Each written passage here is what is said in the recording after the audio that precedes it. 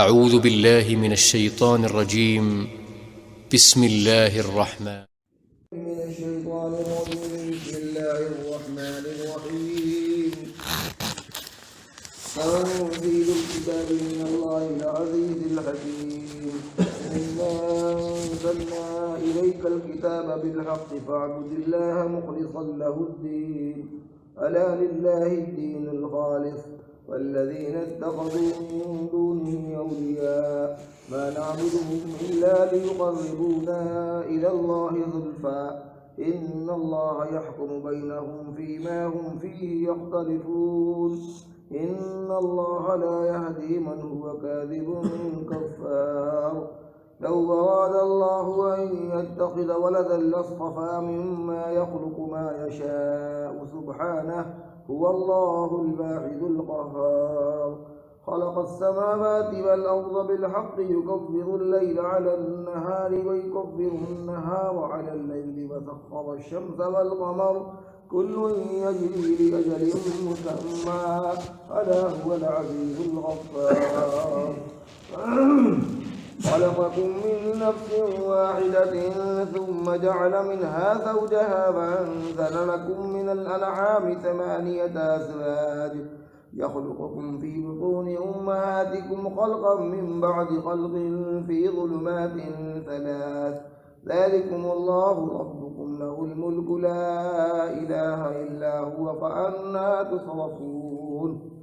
إن تكفروا فإن الله غني عنكم ولا يرضى لعباده الكفر وإن تشكروا يرضه لكم ولا تزر وازرة وزر أخرى ثم إلى ربكم مرجعكم فينبئكم بما كنتم تعملون إنه عليم بذات الصدور.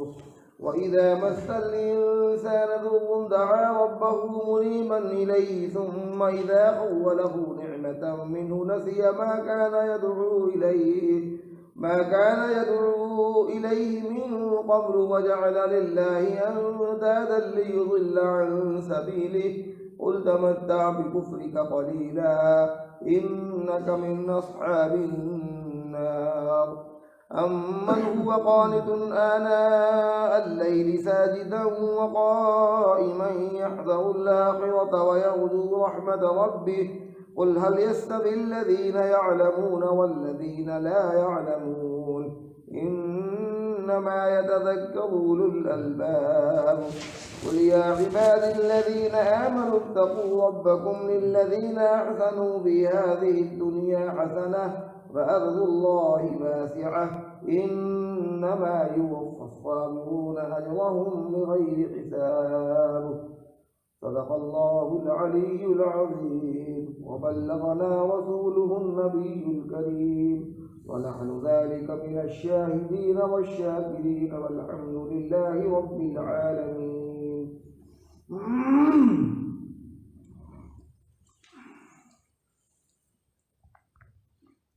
ایک نئی سورت کا آغاز آج ہم لوگ کر رہے ہیں۔ سورت کا نام ہے سورۃ الزمر۔ نزول کے اعتبار سے یہ سورت مکی صورتوں میں ایک سورت ہے، یعنی وہ سورت جو ہجرت سے پہلے نازل ہو گئی۔ اس مبارک سورت میں 8 رکوع ہیں اور 75 آیات ہیں۔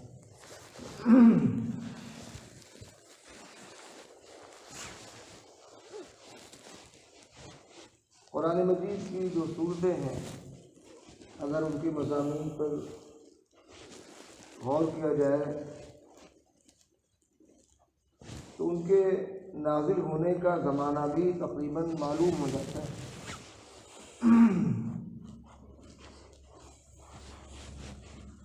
مکی دور جو 13 سالہ دور ہے، اس مکی دور میں بھی مختلف حالات اہل ایمان پر آئے۔ شروع میں مخالفت میں اتنی شدت نہیں تھی اور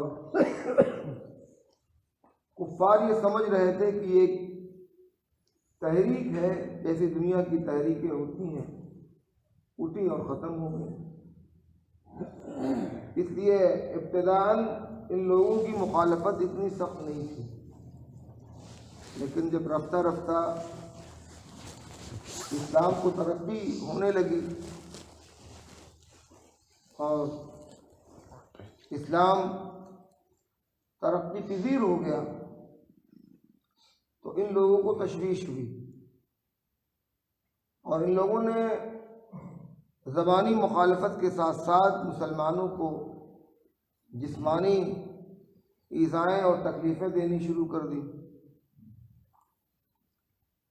اور وہ جسمانی تکلیف اس قدر بڑھی کہ بے برداشت ہو گئی، یہاں تک کہ مسلمانوں کو ہجرت کی اجازت مل گئی۔ چنانچہ پہلی ہجرت حبشے کی طرف ہوئی، 2 وفد مسلمانوں کی ہجرت کر کے مکے سے حبشہ پہنچے۔ پہلے وفد میں تھوڑے لوگ تھے، دوسرے وفد میں زیادہ لوگ تھے، تقریباً 83 یا 84 لوگ تھے۔ اس وقت جب مسلمانوں پر ظلم و ستم کی انتہا ہو رہی تھی اور انہیں بے پناہ اذیتیں اور تکلیفیں پہنچائی جا رہی تھیں، اس موقع پر اللہ پاک نے مسلمانوں کی تسلی اور ان کے اطمینان کے لیے، ان کے ایمان میں پختگی پیدا کرنے کے لیے یہ سورت نازل فرمائی۔ اس سورت کے مضامین ایسے ہی ہیں۔ چنانچہ بعض مفسرین کا خیال ہے کہ یہ سورت حضرت جعفر بن ابی طالب رضی اللہ عنہ اور ان کے ساتھیوں کے سلسلے میں نازل ہوئی، جنہوں نے حبشے کی طرف ہجرت کی تھی، جس میں ان حضرات کو تسلی دی گئی، اور وہ لوگ جو مکے میں رکے ہوئے تھے اور جو اسلام کی خاطر اور ایمان کی خاطر تکالیف برداشت کر رہے تھے، ان کو بھی اللہ پاک نے اطمینان دلایا۔ اور آپ یہ جان لیجیے کہ یہ خصوصیت اللہ کی آسمانی کتابوں میں سے صرف قرآن ہی کو حاصل ہے کہ جیسے حالات پیش آئے ویسی آیات، ویسی نصیحتیں اللہ تعالیٰ نے اپنی کتاب میں نازل فرمائی۔ باقی اور جو آسمانی کتابیں اس دنیا میں پیغمبروں پر نازل کی گئیں، اس کی یہ نوعیت نہیں تھی۔ تو ایک بارگی اللہ پاک نے پیغمبر کو طلب کیا اور وہ کتاب ان کو تھما دی، لے جائیے، یہ آپ لوگوں کے لیے کتاب ہدایت ہے۔ جو کچھ احکامات دینے تھے، جو کچھ نصیحتیں کرنی تھیں، ان کو اس میں اکٹھا کر کے دے دی، وہ لے کے چلے آئے اور اس زمانے کے مسلمانوں کے سامنے اس کو پیش کر دیا کہ اللہ نے یہ کتاب تمہیں دی ہے، اس کی روشنی میں تمہیں زندگی گزارنی ہے۔ لیکن اللہ پاک نے جب قرآن مجید کا نزول فرمانا شروع کیا تو الگ انداز، قرآن ایک بار بھی نازل نہیں ہوا، جیسی ضرورت پیش آتی رہی ویسے اللہ پاک اس کتاب کو نازل کرتا رہا۔ ظاہر ہے کہ ایک بارگی یہ کتاب نازل ہو جاتی تو وہ جو تسلی بھرے جملے اللہ تعالیٰ قرآن میں ارشاد فرماتا تھا اور جس سے مسلمانوں کو اطمینان اور تسلی ملتی تھی، وہ کہاں سے ملتی؟ کوئی واقعہ پیش آ گیا، کوئی تکلیف رسول صلی اللہ علیہ وسلم کو پہنچی، مسلمانوں کو جسمانی اذیتیں دی گئیں، اس پر اللہ تعالیٰ نے مرہم لگایا، تسلی اور صبر کا مرہم لگایا اس پر۔ ظاہر ہے اس سے مسلمانوں کو اطمینان ہوتا تھا، ان کے ایمان میں قوت پیدا ہوتی تھی، اسلام کی راہ پر جم جانے کی قوت و طاقت اللہ تعالیٰ ان میں پیدا فرما دیتا۔ چنانچہ ظاہر ہے اپنے وطن کو چھوڑ کر دیار غیر میں جا کر پناہ لینا، دوسروں کی پناہ میں چلے جانا کتنا مشکل کام ہے۔ اگر آدمی کا صرف گھر چھوٹ جائے تب بھی اس کو کتنا تکلف ہوتا ہے، کہ جائے کہ اپنا ملک چھوٹ جائے، اپنا وطن چھوٹ جائے، اجنبی لوگوں سے اور نئے لوگوں سے سابقہ پڑے اور ایک مسافر کی حیثیت سے وہ زندگی گزارے جس کے پاس کچھ نہ ہو، تو یہ کام کتنا مشکل ہوتا ہے، بہت مشکل ہوتا ہے۔ اور یہ بھی نہیں تھا کہ لوگ اپنی اپنی فیملی کو لے کے گئے تھے، کوئی کسی کا شوہر گیا، کسی کی بیوی گئی، کسی کا باپ گیا، کسی کا بیٹا گیا، کسی کی ماں گئی۔ غزے کی فیملی سسٹم بھی ٹوٹا، لوگ اپنی بیویوں سے جدا ہوئے، اپنے بچوں سے جدا ہوئے، اپنے ماں باپ سے جدا ہوئے، ایک مستقل مصیبت و پریشانی۔ اور دوسرے یہ کہ اپنا وطن اور اپنا علاقہ چھوڑ کر، اپنا کاروبار، اپنا گھر بار چھوڑ کر دوسری جگہ جا کر پناہ لینا، ان کی پناہ میں رہنا، کتنا مشکل کام تھا۔ اللہ تعالیٰ نے ایسے موقع پر یہ آیات نازل فرمائی، فرمایا تنزیل الکتاب من اللہ العزیز الحکیم۔ سب سے پہلا یہ اعتراض تھا کہ اللہ کی طرف سے نازل کردہ کتاب نہیں ہے۔ نعوذ باللہ، محمد صلی اللہ علیہ وسلم اس کے مضامین کو پڑھ لیتے ہیں، لیکن وہ صرف کہتے تھے۔ اللہ تعالیٰ نے اس کا رد فرمایا، گھڑی نہیں جاتی یہ کتاب، بلکہ من جانب اللہ نازل ہوتی ہے۔ تنزیل الکتاب اللہ من اللہ العزیز الحکیم، یہ اللہ کی طرف سے نازل ہونے والی کتاب ہے، اس اللہ کی طرف سے جو غالب ہے، سب پر غالب ہے۔ ابھی چاہے تمہیں سزا دے دے، ابھی چاہے تمہیں ہلاک کر دے، لیکن الحکیم بھی ہے وہ، یعنی اس کے سارے کام حکمت پر مبنی ہوتے ہیں۔ گرچہ وہ اپنے بندوں کو سزا دینے پر قدرت رکھتا ہے، لیکن وہ ان کو مہلت بھی دیتا ہے، موقع بھی دیتا ہے، فوراً سزا نہیں دیتا، الحکیم ہے۔ دو چیزیں اس میں بتلائی گئی۔ پہلی چیز یہ کہ یہ کتاب اللہ کی طرف سے نازل ہو رہی ہے، کسی کا گڑھا ہوا مضمون نہیں ہے، اس کا ایک حرف اللہ کی طرف سے آ رہا ہے۔ دوسرا یہ کہ رسول صلی اللہ علیہ وسلم کی رسالت بھی ثابت کی گئی۔ جب یہ بات ثابت ہو گئی کہ یہ قرآن اللہ کی طرف سے اتر رہا ہے، تو یہ بات تو پہلے سے طے شدہ ہے کہ جس پر یہ کتاب اتر رہی ہے وہ ذات گرامی حضرت محمد مصطفیٰ صلی اللہ علیہ وسلم کی ہے۔ جب کتاب اللہ کی طرف سے آ رہی ہے تو یہ بھی اللہ کے رسول ہیں۔ دونوں باتیں اللہ نے ثابت فرمائی۔ کتاب اللہ کی طرف سے اگر ہے تو رسول بھی اللہ کی طرف سے آیا ہے۔ اگلا مضمون ارشاد فرمایا، انا انزلنا الیک الکتاب، کتاب اللہ کی طرف سے آ گئی۔ کتاب کس لیے نازل ہوئی ہے، اس کا مقصد بھی اللہ نے بتلایا۔ یہ قرآن کس لیے ہمیں دیا گیا ہے، یہ رسول کس لیے دنیا میں تشریف لائے ہیں، اس کا مقصد بھی واضح کیا گیا۔ انا انزلنا الیک الکتاب بالحق، بے شک اے نبی ہم نے آپ پر یہ کتاب بالکل برحق نازل کی ہے، بالکل برحق کتاب ہے، اس کی حقانیت میں کوئی شبہ نہیں۔ کیوں نازل کی؟ فاعبد اللہ مخلصا لہ الدین، تاکہ عبادت اللہ کی آپ کریں۔ پتہ یہ چلا کہ رسالت کے ساتھ ساتھ اللہ نے اپنی وحدانیت بھی بتلائی۔ عبادت صرف اللہ کے لیے اور کسی کے لیے نہیں، اسی کا نام توحید ہے۔ الا للہ الدین الخالص، اور اگر کوئی ذات اس کائنات میں اس کی سزاوار اور اس کی مستحق ہے کہ اس کی عبادت کی جائے، وہ صرف اللہ وحدہ لا شریک کی ذات ہے، باقی کسی کے لیے عبادت نہیں کی جا سکتی۔ عبادت اور صرف اللہ وحدہ لا شریک کی ہوگی۔ الا للہ الدین الخالص، خبردار ہے لوگوں سن لو، عبادت صرف اللہ کے لیے ہے، اخلاص کے ساتھ جو کی گئی ہو۔ کسی وجہ سے ریاکاری حرام ہے، جیسے شراب پینا حرام ہے، جیسے غیبت کرنا حرام ہے، جیسے خنزیر کھانا حرام ہے، ویسے ہی ریاکاری بھی حرام ہے، ویسے ہی حرام ہے، کوئی فرق نہیں ہے۔ اور ریاکاری کا مطلب یہ کہ اپنی عبادت میں ہم خدا کے سوا کسی اور کو شامل کر لیں۔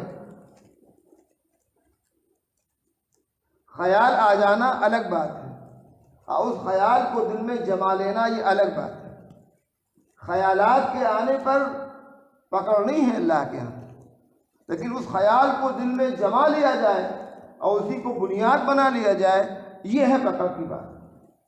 حضرت ابو ہریرہ رضی اللہ عنہ نے رسول اللہ صلی اللہ علیہ وسلم سے پوچھا اے اللہ کے رسول یہ بتلائیے بعض اوقات ہم کو صدقات کرتے ہیں، کچھ نیکیاں کرتے ہیں، میرے دل میں یہ ہوتا ہے کہ اللہ کی رضا اس کی خوشنودی حاصل ہو، لیکن ساتھ ہی یہ بھی خیال ہوتا ہے کہ لوگ میری تعریف کر دیں۔ دیکھیے صحابہ کرام رضوان اللہ علیہم اجمعین کتنے صاف گو تھے، کتنے صاف، اپنی دل کی بات نبی کے سامنے۔ اب جزائر اگر اپنے دل کی بات نبی کے سامنے نہ رکھتے تو کیسے ان کی اصلاح ہوتی؟ اس لیے شرمائے نہیں اس میں، فرمایا کہ میں کبھی کبھی کچھ نیکی کرتا ہوں، صدقات کرتا ہوں، عبادت کرتا ہوں، مقصد یہ ہوتا ہے کہ اللہ راضی ہو جائے، لیکن اس کے ساتھ ساتھ یہ بھی نیت ہوتی ہے کہ لوگ میری تعریف کریں، چاہے وہ عبادت قابل قبول ہے۔ تو آپ نے ارشاد فرمایا قسم ہے اس ذات کی جس کے قبضے میں میری جان ہے۔ اللہ تعالیٰ ریاکاری کو قبول نہیں کرتا، اللہ تعالیٰ خالص عبادت چاہتا ہے۔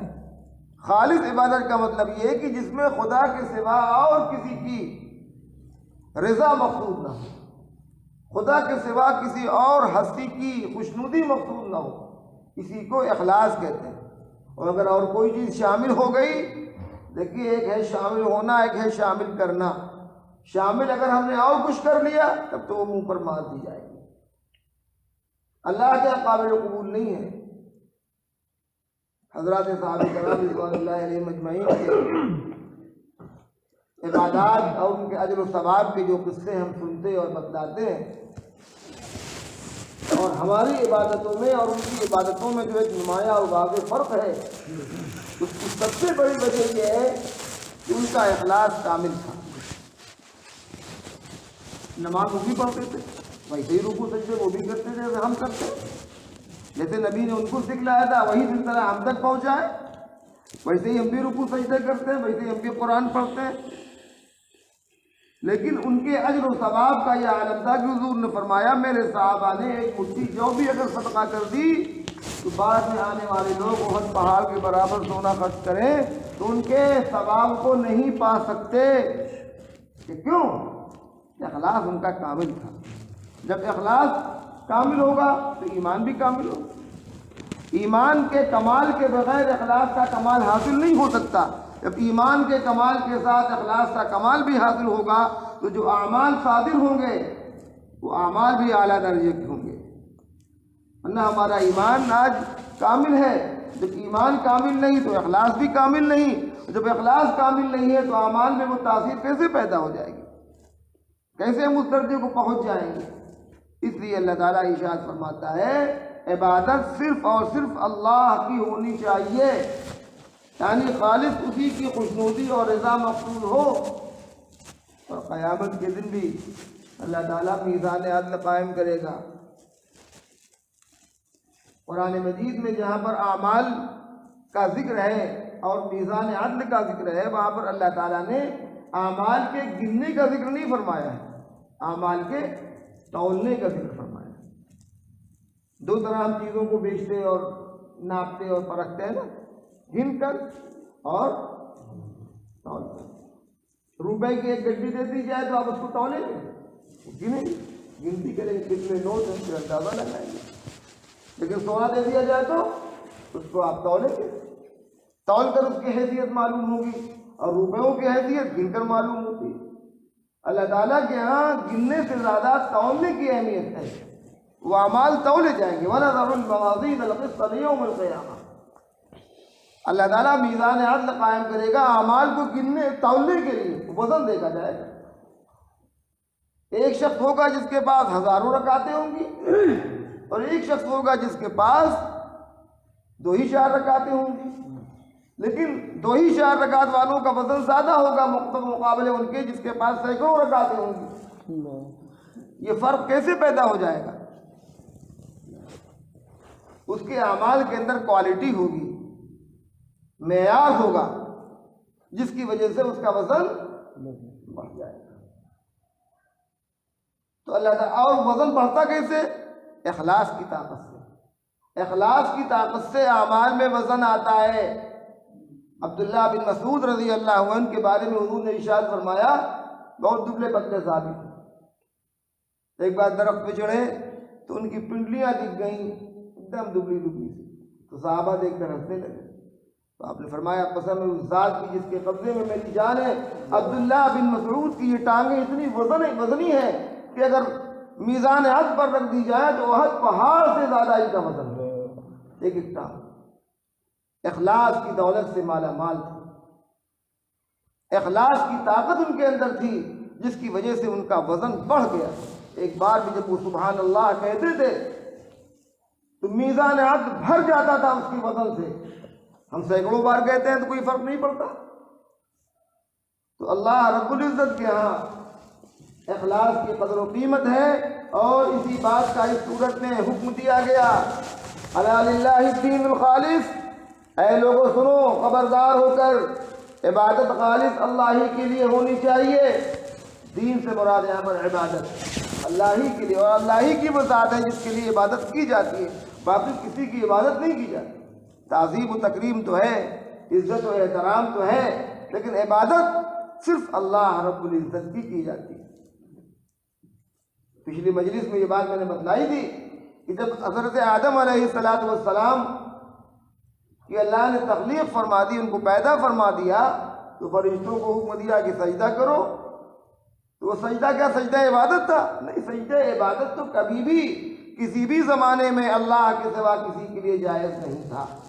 وہ سجدہ جو فرشتوں سے کرایا گیا وہ سجدہ تعظیمی تھا، عزت و احترام میں اس کی اجازت پہلے تھی، لیکن اس آخری شریعت میں اللہ تعالیٰ نے سب منع فرما دیا۔ تو نہ فرشی سلام جائز ہے، نہ جھک کر سلام کرنا جائز ہے، نہ سجدہ جائز، سب حرام ہو گیا۔ تو سجدہ تعظیمی تھا، سجدہ عبادت نہیں تھا۔ سجدہ عبادت تو صرف اللہ وحدہ لا شریک کے لیے ہے۔ والذین اتخذوا من دونہ اولیاء، وہ لوگ جنہوں نے اللہ کے سوا اور بہت سے حمایتی بنا رکھے ہیں، وہ یہ کہتے ہیں کہ ہم ان کی عبادت، کفار کیا کہتے تھے، ہم ان بتوں کی عبادت، دیوی دیوتاؤں کی عبادت اس لیے نہیں کرتے کہ یہ خدا ہے، بلکہ اس لیے کرتے ہیں تاکہ ان کے ذریعے سے ہمیں اللہ کا تقرب حاصل ہو۔ کتنی اچھی تعبیر تھی، ارے بھائی ان کو تھوڑی ہم سجدہ کر رہے ہیں، یہ ہم کو خدا تک پہنچائیں گے، اس لیے ہم ان کو سجدہ کر رہے ہیں۔ کتنی اچھی تعبیر کہ اللہ تعالیٰ نے اس کی تردید فرمائی ہے، شرک ہے۔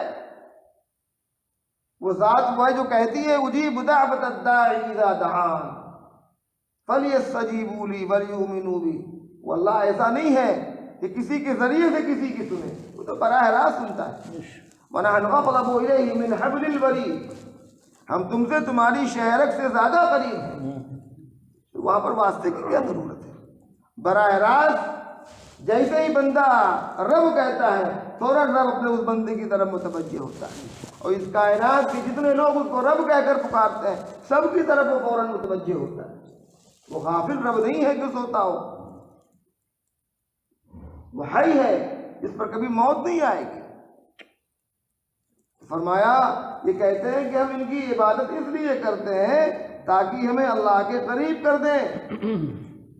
اپنی مرضی سے اللہ کے مقرب فرشتوں کی تصویریں بنائی اور ان کو یہ کہا کہ یہ خدا کے فرشتے ہیں، خدا کے مقرب ہیں، ان کو جب ہم ان کی جب عبادت کریں گے، ان کے سامنے جب ہم سجدہ کریں گے اور تعظیم کریں گے تو یہ خوش ہوں گے، پھر ان سے ان کے جب یہ ان کی مورتیاں خوش ہوگی تو یہ جو ہستیاں ہیں وہ خوش ہو جائیں گی، جب وہ خوش ہو جائیں گے تو اللہ سے ہماری سفارش کر دیں گے۔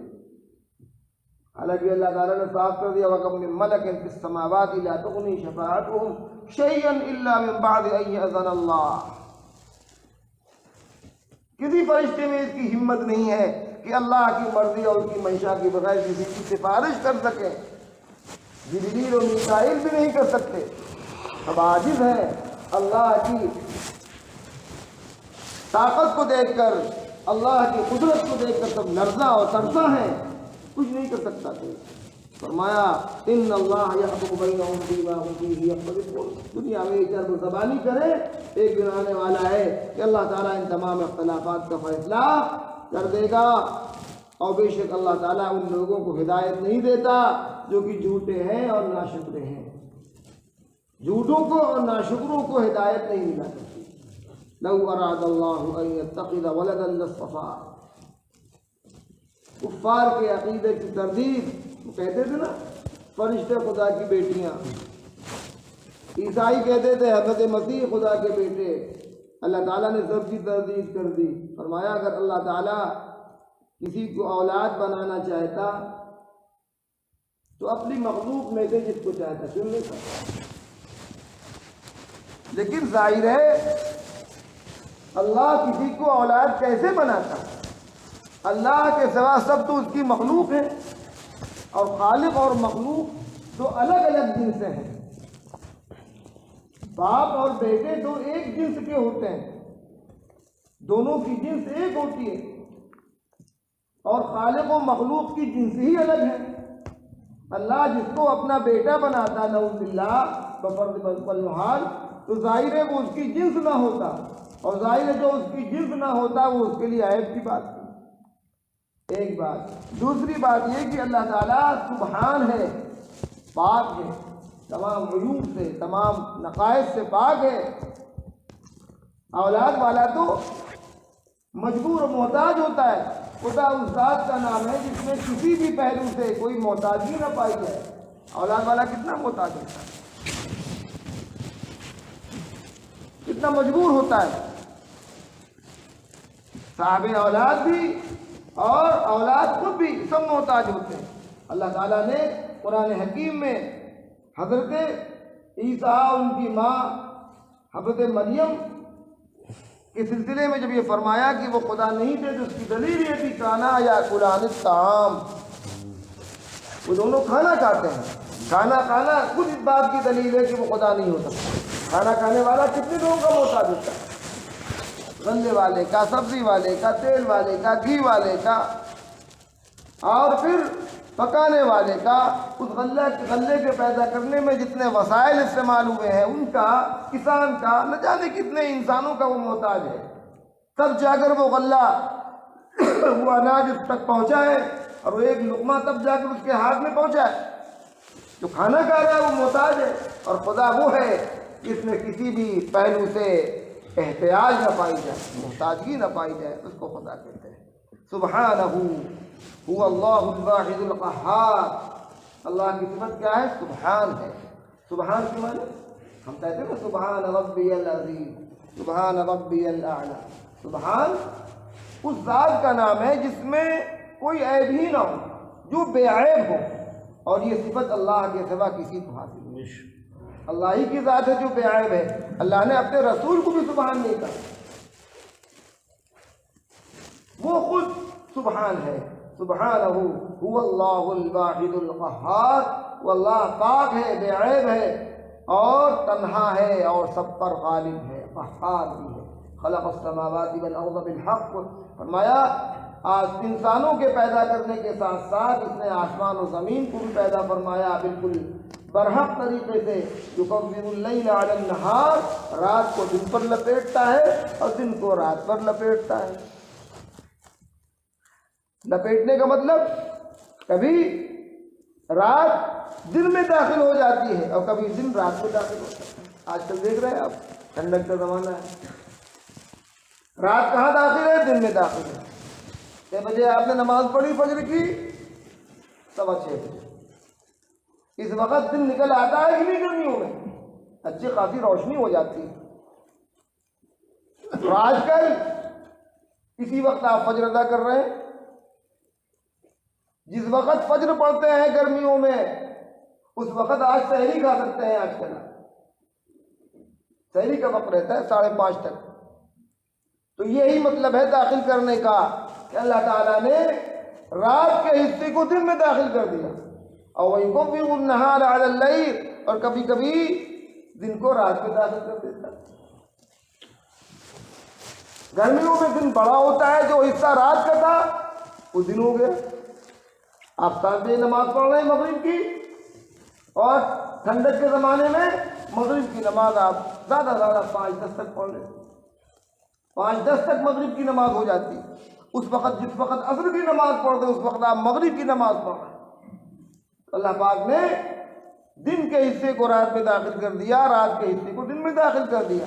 یہ وہ باتیں ہیں جس کو سمجھنے کے لیے بہت علم کی ضرورت نہیں ہے، کہ بہت قابل ہونا ضروری ہو، گریجویٹ ہونا ضروری ہو۔ یہ تو وہ بات ہے اللہ کی قدرت کی یہ وہ نشانی ہے جس کو سمجھنے کے لیے بس یہ پاگل دیوانہ آدمی نہ ہو تو سمجھ جائے گا. بچہ بھی سمجھ جائے گا، بوڑھا بھی سمجھ جائے گا، عورتیں بھی سمجھ جائیں گی، دیہاتی بھی سمجھ جائے گا، شہری بھی سمجھ جائے گا.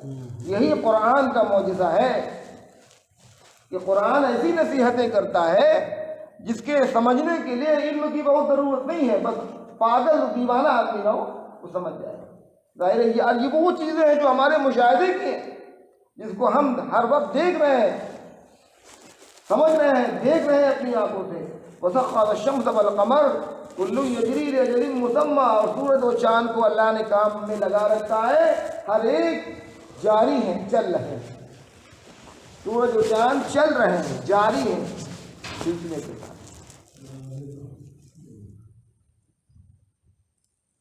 یہاں پر سوال یہ پیدا ہوتا ہے کہ پڑھے لکھے بچے ہم کو کہیں گے کہ نہیں زمین چل رہی ہے، لیکن آپ یہاں پر یہ جان لیجئے کہ سورج و چاند کا چلنا، ان کا جاری ہونا تو اللہ نے بتا دیا، یہ چل رہے ہیں. اس پر یقین رکھنا فرض ہے کہ سورج و چاند جاری ہے، جیسے پانی جاری ہوتا ہے ویسے مسلسل چل رہے ہیں، حرکت میں. اب زمین چل رہی ہے یا نہیں چل رہی ہے، اس کا قرآن نہ اس بات کرتا ہے نہ نفی کرتا ہے. اس کو قرآن نہ ثابت کر رہا ہے نہ اس کی نفی کر رہا ہے، کچھ نہیں کہا اس میں اللہ نے.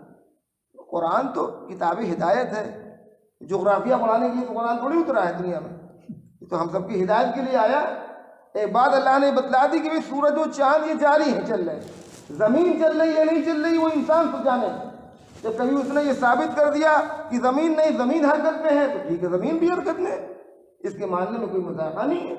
کبھی یہ بات ثابت ہو جائے کہ نہیں زمین نہیں چلتی، سورج و چاند چلتے ہیں، اس کے بھی ماننے میں کوئی مذاقہ نہیں. لیکن سورج و چاند تو بہرحال چلتے ہیں، زمین چلتی ہے یا نہیں چلتی ہے جس کی قرآن نہ اس بات کرتا نہ نفی کرتا.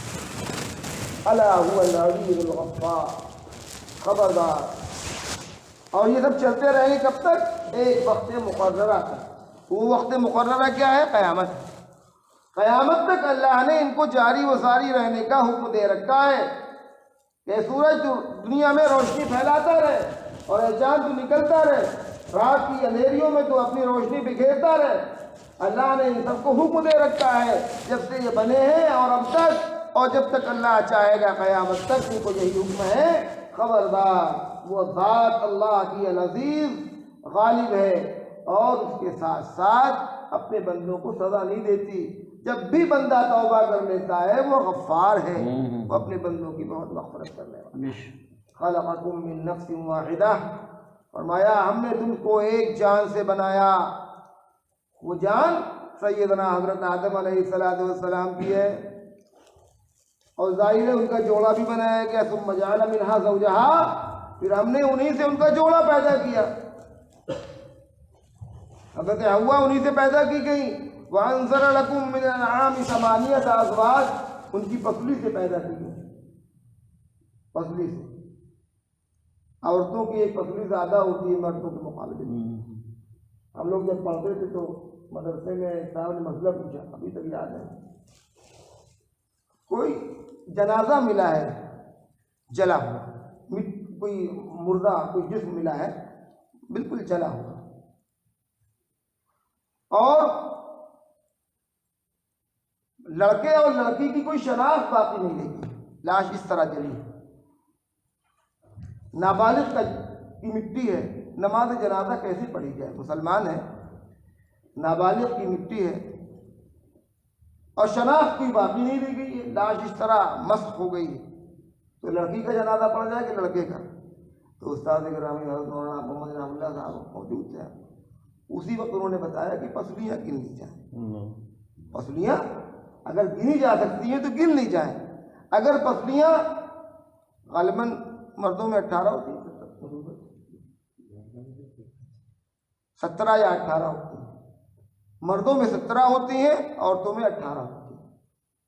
اگر 18 پسلیاں ہیں تو لڑکی 17 ہے تو لڑکا ہے. تو اللہ تعالیٰ نے حوا کو آدم کی پسلی سے پیدا کیا. وَأَنزَلَ لَكُم مِّنَ الْأَنْعَامِ ثَمَانِيَةَ أَزْوَاجٍ، اور 8 قسم کے جانوروں کے جوڑے بھی اللہ نے بھیجے. جب آدم دنیا میں بھیجے گئے تھے تو دنیا آباد ہو رہی تھی، انسان تو کوئی تھا نہیں، یہی تھے، اور یہ ایسی حالت میں دنیا میں تشریف لائے کہ ان کی بیوی الگ اور یہ الگ۔ انسان کی ضروریات کے لیے جانوروں کے 8 جوڑے بھی بھیجے گئے، اور بھی جانور اللہ نے بنائے، چونکہ یہ انسانوں کے کام آتے تھے، اس لیے ان کا تذکرہ قرآن میں کیا گیا۔ اور فرمایا یہی نہیں، پھر اللہ نے انسانوں کی تخلیق کا ذکر فرمایا، یخلقکم فی بطون امہاتکم، ہم نے تم کو تمہاری ماؤں کے پیٹ میں بنایا، خلقم من بعد خلقن، ایک مرحلے سے دوسرے مرحلے میں، فی ظلمات ثلاث، 3 تاریکیوں کے اندر۔ تو 3 تاریکیاں کون ہیں؟ ماں کے پیٹ کی تاریکی، اور بچے دانی کی تاریکی، اور پھر رحم مادر جس کو کہتے ہیں، پھر وہ جھلی جس میں بچہ رہتا ہے۔ اللہ تعالیٰ نے سیفٹی کے لیے اس بچے کی اوپر ایک جھلی چڑھا رکھی ہے، جب بچہ دنیا میں آتا ہے تو جھلی فوراً کاٹی جاتی ہے، بچہ نکالا جاتا ہے۔ 3 تاریکیوں کے اندر اللہ تعالیٰ نے انسان کو بنایا۔ دنیا کے بنانے والے کسی چیز کو بناتے ہیں تو ان کو روشنی درکار ہوتی ہے، یہ اللہ رب العزت کا علم ایسا کامل علم ہے اور ایسا زبردست وہ خلاق ہے کہ اس نے انسان جیسی بہترین اور خوبصورت مخلوق کو، جس کے اندر سینکڑوں قسم کی مشینیں اللہ نے بنا رکھی ہیں، مہین مہین نسیں بال کے برابر، جس سے خونوں کی سرایت ہوتی ہے اور خون سپلائی ہوتا ہے اور روح جس سے چلتی ہے، اللہ نے ایسے انسان کو، جس کو کہا گیا کہ عالم اصغر ہے، وہ پوری کائنات میں اللہ نے جو کچھ پیدا فرمایا ہے ایک انسان کے اندر ساری چیزیں جمع کر دی ہیں۔ اگر کائنات کا نظارہ کرنا ہے تو انسان اپنے وجود میں غور کرے، ایسی زبردست مشین کو اللہ تعالیٰ نے روشنی میں نہیں بلکہ 3 تاریکیوں کے اندر بنایا، مہین مہین نسیں اس کے اندر پیدا فرمائی، دل و دماغ بنایا، اعضاء و جوارے بنائے، انگلیاں بنائے، انگلیوں کے پور بنائے، اس کے اندر ناخن بنائے۔ ایک کامل و مکمل بچہ جب پیدا ہوتا ہے اس کے اندر ساری چیزیں ہوتی ہیں۔ آپ یہ نہیں کہہ سکتے کہ اس بچے کے اندر اس انگلی میں پور نہیں ہے، اس کی لکیریں نہیں ہیں، ساری چیزیں اللہ تعالیٰ بناتا ہے۔ تو یہ اللہ کی قدرت کی کیسی زبردست مثال ہے۔ فرمایا ہم نے تم کو تمہاری ماؤں کے پیٹ میں ایک مرحلے سے دوسرے مرحلے میں، اللہ چاہتا تھا یہ بھی کر سکتا تھا کہ ایک بارگی بچہ آ جاتا تیار، ایسا نہیں کیا اللہ۔ مرحلے، پہلے نطفہ، پھر علقہ، پھر مضغہ، خون کا لوتھڑا بنا، پھر گوشت کا، پھر ہڈیاں اس پر چڑھائی گئیں، اس کے بعد پھر اس کے اندر اللہ نے روح پھونکی تاکہ ماں کے اندر قوت و طاقت پیدا ہو جائے اس گوشت کے برداشت کرنے کی۔ مر جاتا انسان اگر ایک بارگی بچہ آ جاتا رحم مادر کے اندر، اللہ نے رحم فرمایا حضرت انسان پر کہ بچے کی پیدائش کے لیے تدریجی مراحل طے کرائے۔ 9 مہینہ دھیرے دھیرے بچہ پل رہا ہے ماں کے پیٹ کے اندر۔ فرمایا ذالکم اللہ ربکم لہ الملک، وہ اللہ تمہارا رب ہے اور اسی کی بادشاہت ہے، وہی ہے بادشاہ حقیقی، لا الہ الا ہوا فانا تصرفون، اس کے سوا کوئی معبود نہیں، تم کہاں بھاگے جا رہے ہو؟ یہ اللہ کی شفقت کا معاملہ ہے۔ اللہ تعالیٰ کو ہم سے ہمارے کوئی مطلب وابستہ نہیں ہے، وہ صرف اس لیے کہ ہم سے محبت کرتا ہے۔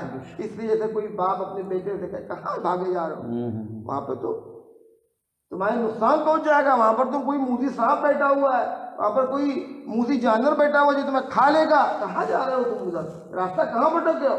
شفقت سے پیار سے بلاتا ہے، اس کو پکڑتا ہے۔ ایسے ہی اللہ تعالیٰ کا معاملہ ہے، اس سے زیادہ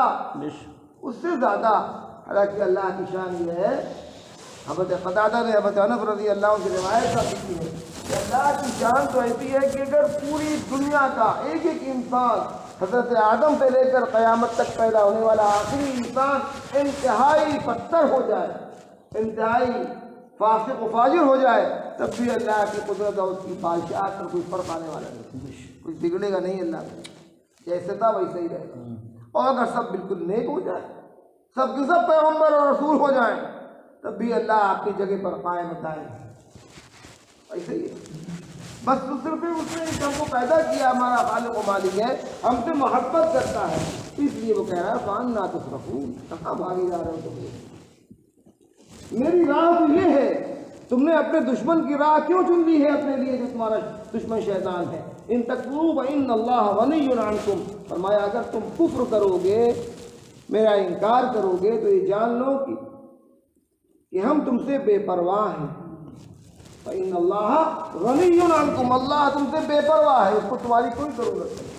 ولا یرضی لعبادہ الکفر، اور اللہ اپنے بندوں کے کفر سے راضی نہیں ہے، خوش نہیں ہے۔ وإن تشکروا یرضہ لکم، اور اگر تم اس کے شکر گزار بندے بن جاؤ گے تو وہ تمہارا مرب، تمہارا مولا تم سے خوش ہو جائے گا۔ یہ اصول جانو، اگر انکار کرو گے تو اللہ کا کچھ نہیں بگڑے گا، اور اگر تم اس کی شکر گزاری کرو گے تو اللہ تم سے خوش ہو جائے گا۔ وَلَا تَزِرُ وَازِرَةٌ وِزْرَ أُخْرَىٰ، اور قیامت میں کوئی کسی کا بوجھ نہیں اٹھائے گا، سب اپنا اپنا بوجھ اٹھائیں گے۔ ثُمَّ إِلَىٰ رَبِّكُمْ، پھر تم اپنے رب کی طرف واپس کیے جاؤ گے، اور وہ تم کو تمہارے اعمال کی پوری خبر دے دے گا۔ إِنَّهُ عَلِيمٌ بِذَاتِ الصُّدُورِ، خبر اس لیے دے دے گا کہ وہ دلوں کے راز کو بھی جاننے والا ہے، تو سب پتہ ہے۔ تو اپنے دل میں جو ہم خیالات چھپائے رہتے ہیں کوئی نہیں جانتا، لیکن اللہ جانتا۔ علیم بذات الصدور۔ وَإِذَا مَسَّ الْإِنسَانَ ضُرٌّ، فرمایا جب انسان کو کوئی مصیبت پہنچتی ہے، کوئی پریشانی پہنچتی ہے، تو وہ اپنے رب کی طرف رجوع ہوتا ہے۔ اے میرے اللہ، اے میرے رب، اے میرے مولا، پکارتا ہے اپنے رب کو۔ ثم اذا خولہ نعمتا منہ، اور لیکن جب ہم اس کو اپنے خزانے سے کوئی نعمت دے دیتے ہیں، اس مصیبت سے بچا لیتے ہیں، تو پھر وہ بھول جاتا ہے، جس ذات کو اس نے پکارا تھا اس کو بھول جاتا ہے، اور اللہ کا مد مقابل ٹھہرا لیتا ہے، لِيَضِلَّ عَنْ سَبِيلِهِ، تاکہ اس کے راستے سے بھٹکائے۔ اللہ تعالیٰ فرما رہا ہے قُلْ تَمَتَّعْ بِكُفْرِكَ قَلِيلًا، اے پیغمبر آپ فرما دیجئے اپنے کفر کا مزہ تھوڑے دن اور اڑا لو، إِنَّكَ مِنْ أَصْحَابِ النَّارِ، تم تو جہنمی ہو، کفر میں پھنس کر تم تو جہنمی ہو گئے، کچھ دن مزہ اور مان لو۔ أَمَّنْ هُوَ قَانِتٌ آنَاءَ اللَّيْلِ سَاجِدًا، فرمایا کیا وہ شخص جو رات کے حصوں میں سجدہ کرنے والا ہو، اللہ کے سامنے قیام کرنے والا ہو، یحذر الآخرۃ، اور آخرت سے وہ ڈرنے والا ہو، ویرجو رحمت ربہ، اور اپنے رب کی رحمت کا امیدوار ہو، وہ اس کا مقام کوئی پا سکتا ہے؟ راتوں کی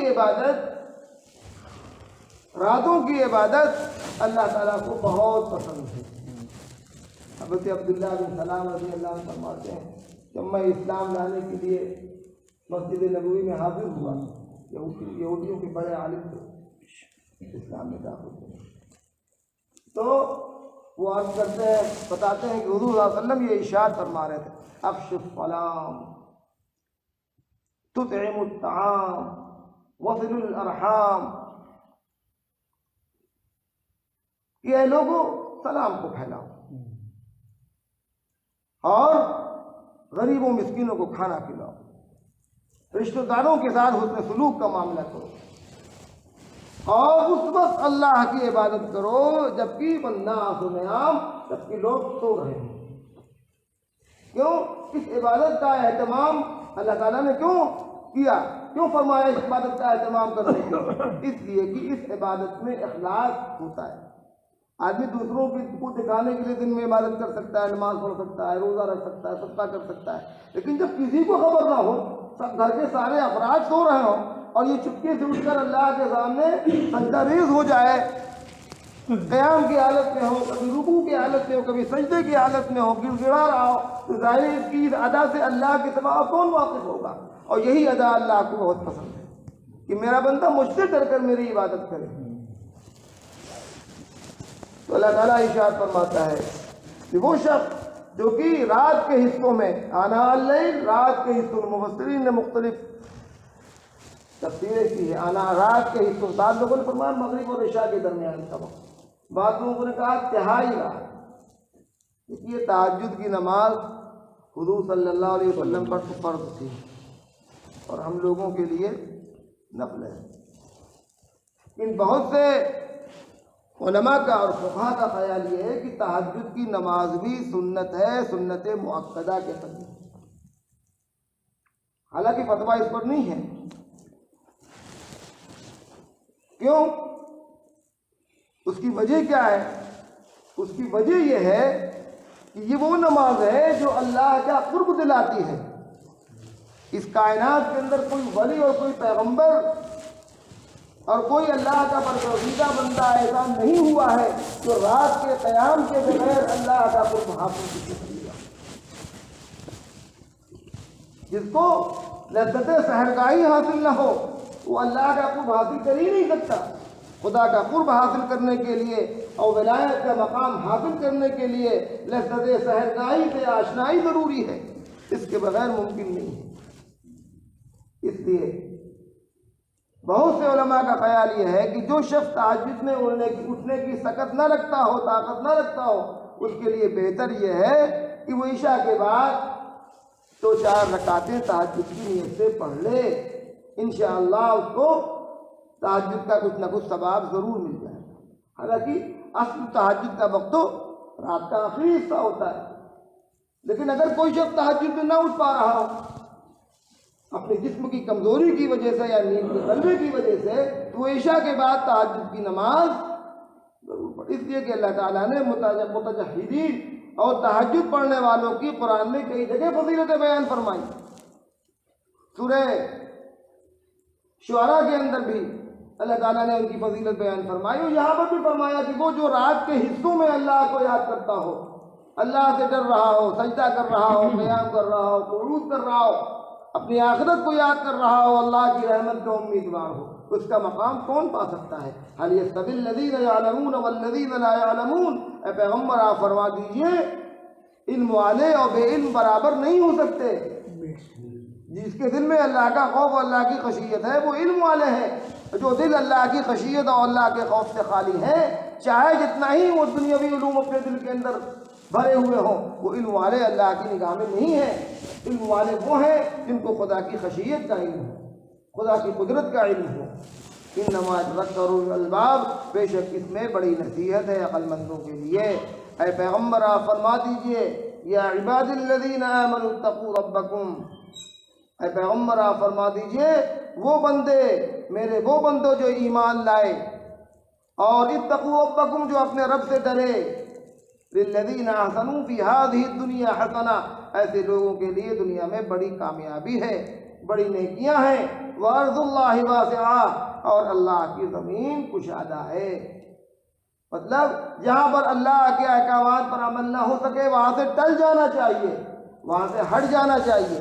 جہاں پر معصیت ہو رہی ہو، جہاں پر گناہ ہو رہا ہو، جہاں پر رسول صلی اللہ علیہ وسلم کی سنتوں کا مذاق اڑایا جا رہا ہو، وہاں پر رکے رہنا، وہاں پر ٹھہرے رہنا ایک غیرت دار ایمان والے کے لیے کبھی بھی سیوا نہیں دیتا۔ وہاں سے ہٹ جائیے، یہ ایمان کا ادنا درجہ ہے۔ اگر روکنے کی طاقت نہیں ہے، منع کرنے کی ہمت نہیں ہے، تو وہاں قطعاً نہ کھڑے ہوئیے، ایسے نالائقوں کی مجلسوں میں کبھی نہ بیٹھیے، وہاں سے ہٹ جائیے۔ اس لیے کہ اللہ تعالیٰ فرما رہا ہے وَأَرْضُ اللَّهِ وَاسِعَةٌ، اللہ کی زمین بہت کشادہ ہے۔ جس شہر میں رہے، جس گاؤں میں رہ رہے، وہاں پر گنجائش نہیں ہے کہ دین پر عمل کیا جائے، لوگ دقتیں کھڑی کر رہے ہیں، وہاں سے ہٹ جائیے، کہیں چلے جائیے، جا کر بس جائیے۔ اس لیے کہ اللہ کی زمین بہت کشادہ ہے۔ ہمارے بزرگوں نے تو اپنا وطن چھوڑ دیا، اپنا گھر بار چھوڑ دیا اپنے دین کی تحفظ کے لیے، اس کی بقا کے لیے۔ انما یوفی الصابرون اجرهم بغیر حساب، بے شک صبر والوں کو اللہ تعالیٰ بے حساب اجر دے گا، بے حساب اجر دے گا۔ حدیث میں فرمایا گیا کہ حضور اقدس صلی اللہ علیہ وسلم نے اللہ سے یہ درخواست کی اللہ میری امت کے ایمان والوں کا اجر بڑھا دیجیے، تو اللہ تعالیٰ نے فرمایا من جاء بالحسنۃ فلہ عشر امثالها، ٹھیک ہے جو ایک نیکی کرے گا 10 گنا دیں گے۔ تو اللہ کے رسول نے فرمایا اللہم زد امتی، اللہ میری امت کے لیے اور، تو اللہ نے فرمایا مثل الذین ينفقون اموالهم فی سبیل اللہ کمثل حبۃ انبتت 7 سنابل فی کل سنبلۃ 100 حبۃ واللہ یضاعف لمن یشاء۔ دوسرا حکم ہے، اچھا تو چلو ٹھیک ہے ہم بڑھا دیتے ہیں، تمہاری امت کے نیکیوں کی مثال ایسی جیسے کوئی شخص ایک دانہ بو دے گیہوں کا، اور اس میں سے 7 بالیاں نکلیں، جو پودا تیار ہو اس میں سے 7 بالیاں نکلیں، اور ہر بالی کے اندر 100 دانے ہوں، ایک دانے سے 700 دانے پیدا ہو گئے۔ ایک نیکی کرو گے تو 700 دیں گے،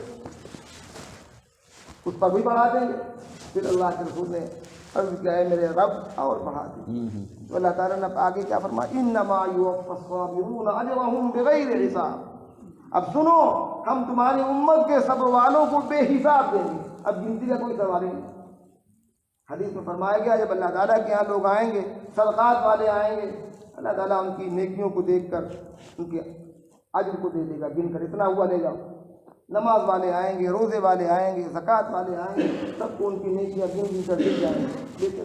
اس کے بعد جو صبر والے آئیں گے تو اللہ تعالیٰ ایسے ہی بہا دے گا، لے جاؤ. ظاہر اللہ اپنی شان کے مطابق بہائے گا نا، جس کو ہم اپنے تصور میں نہیں لا سکتے کہ وہ کتنا ہوگا، جو گنتی سے اور گننے سے بہت زیادہ ہوگا، جس کو ہم اس کا تصور ہی نہیں کر سکتے. فرمایا انما یوفی الصابرون اجرهم بغیر حساب. اللہ تعالیٰ صبر والوں کو بے حساب عطا فرمائے. صبر کی 3 قسمیں ہیں. آیت آ گئی اس لیے بتلا دوں. ایک ہوتا ہے صبر علی المعصیہ، معصیت پر صبر. ایک ہوتا ہے صبر علی الطاعہ، طاعت پر، فرما برداری پر صبر. ایک ہوتا ہے صبر علی البلاء، مصیبتوں پر صبر، پریشانیوں پر صبر. معصیت پر صبر یہ کہ گناہ سے بچنے میں جو پریشانی ہو رہی ہے نفس کو، وہ بھی صبر ہے. آپ کا دل جا رہا ہے بیٹھ کے غیبت کریں، سب لوگ بیٹھے ہوئے، لیکن آپ اس کے چلے گئے نہیں، حرام نہ جائے. مومن کے گوشت کھانے کے برابر ہے، آپ نہیں بیٹھے. آپ نے بد نظری نہیں کی، دل چاہ کے دیکھ لے، غیر محرم کو نہیں دیکھا آپ نے. نفس پر آرے چلے، لیکن آپ نے اپنے نظر جھکائی وہ آگے بڑھ گئے. یہ معصیت پر صبر ہے. اس پر بھی اللہ کے اجر ہے، اور ایسے لوگوں کو بھی اللہ تعالیٰ بے حساب اجر دے گا.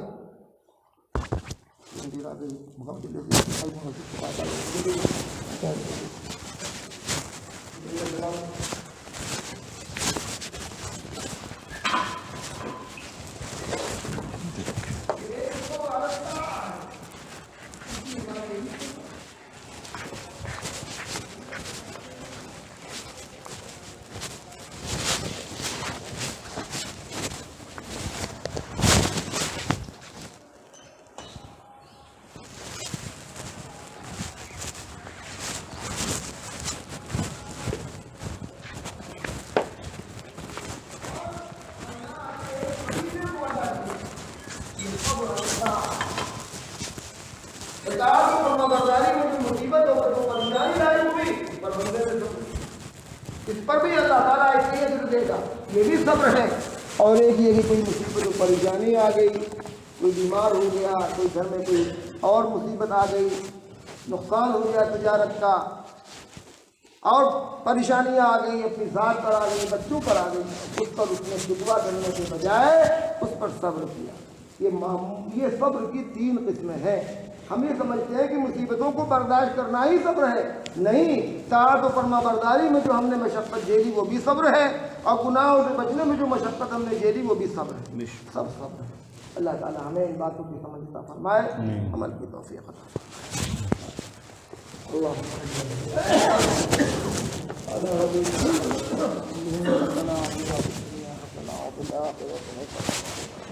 ربنا ظلمنا انفسنا وان لم تغفر لنا وترحمنا لنكونن من الخاسرين. ربنا افرغ علينا صبرا وثبت اقدامنا وانصرنا على القوم الكافرين. ربنا لا تجعلنا فتنة للقوم الظالمين ونجنا برحمتك من القوم الكافرين. فاطر السماوات والارض انت ولي في الدنيا والاخرة توفني مسلما والحقني بالصالحين. اے اللہ اپنی رحمت کا فضل کا معاملہ فرما. اے اللہ ہماری مجلس کو کہنے اور سننے کو اے اللہ اپنی رحمت سے قبول فرما. اے اللہ اپنی رحمت سے قبول فرما. ہم سب کو ہدایت عطا فرما، قرآن فہمی کی توفیق عطا فرما، اے احکامات کی سمجھ کی توفیق عطا فرما. اے اللہ ہم سب میں اے اللہ سچی وحدانیت پیدا فرما. رسول صلی اللہ علیہ وسلم کی محبت اور آپ کی عظمت دلوں میں پیدا فرما، ایمان دلوں میں راسخ فرما. اے اللہ آخرت کے ہونے کا یقین ہمیں نصیب فرما. اے اللہ آخرت کی تیاری کی فکر ہمیں نصیب فرما. اے اللہ ہمیں بھی صبر والوں میں شمار فرما. اے اللہ ہمیں بھی اپنی رحمت سے صبر والوں میں شمار فرما. بیماروں کو صحت کاملہ